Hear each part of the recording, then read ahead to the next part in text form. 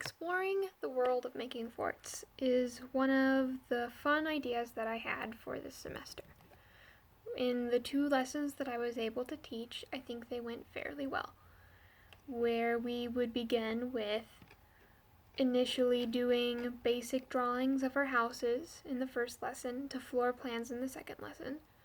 We would then progress to making miniature, smaller forts for them to understand the basics in groups of 4. And then finally we would get to lesson 4, where we would be making big forts, where we could explore the world of how they could do this in their own homes and becoming better architects and really just becoming all together better builders. I think all of this builded up into a very easily scaffolded lesson into exploring the world of forts with these students. If I was able to have the opportunity to work with them again, I think they would really enjoy being actually to get to the building portion of the lesson plans. For lesson 4, it was fairly simple. Our objective would be that students will be able to construct a fort by following their design sketches to more or less their own satisfaction. I mean, it's not up to me what their fort will look like. I can tell them it looks good, I can tell them it looks bad, and maybe with the time frame that we had, I would have rather have had them make it to their own satisfaction, that they think it looks good and they appreciate what they've built. For the lesson, I wanted each kid to get a cardboard box, and that way, since we have groups of 4, we'll be working in this way that there'll be enough cardboard to compensate for the fact that we have limited supplies.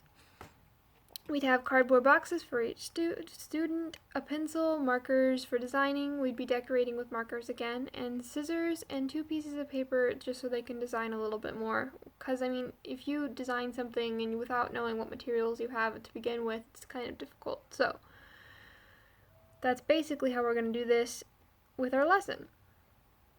For my assessment, I just was going to make observations to see how they progress, and for my summative assessment, I wanted all my students to be able to present and be able to show their other classmates what accomplishments they had made. So beginning, we would do the opening, and I would ask what we remembered from our last meeting and how we can build that to apply that to building a fort. Students would be answering what they remember from that last session, and so we would move out of that, and that would just be our opening. The main activity would be very simple. We would all be working to design our fort, so I will ask the individual students to design a fort that represents them, and so those students will work on designing their fort. But I don't think they really needed to do this because we've already done it. So I guess this is more, I would give them their fort that they have designed because I had them in a folder, and we would look at that and we would put each individual's design together and we'd make one communicative fort on one piece of paper. So basically I would have said, put your character into the design, and I would ask questions like, what makes you happy? What are your favorite things or your colors? And so I would give them that piece of paper, and I would facilitate all those students who were working on making this community fort to transition them into the construction of the fort building. Then I would give the students their cardboard, their tape, the scissors, and markers after they're done designing their community fort, and then I will answer any questions where is needed. So we've already made a fort before, it's the tinier version, and so we would be moving into making a bigger, larger fort, one that they, per se, would be able to fit into. And that requires a large amount of cardboard, so I would say more of the first through kindergartners would be able to fit inside of the fort, the size they would build. And I actually did this fort again with one of my friends. We had a very fun time figuring out how each piece would fit together, and structural integrity is very important.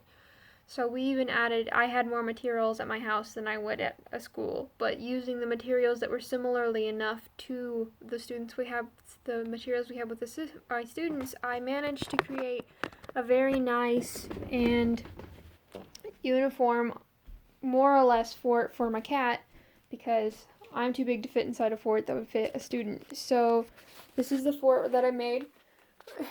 We put a nice little railing and whatnot, and I think it turned out fairly nice. So that's how that turned out.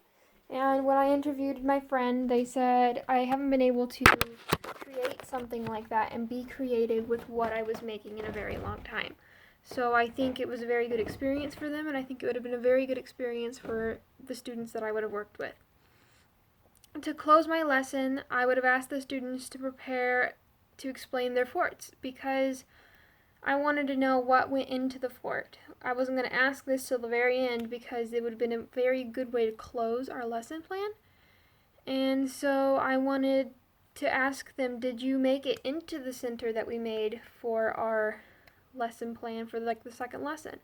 Because we discussed that centers are where we spend the most time of our room, in our houses, in our forts. And so when we were designing, we would have designed the house around what the center is. And so after this, the students clean up and present their forts to the class, and each student will actually critique each other's houses.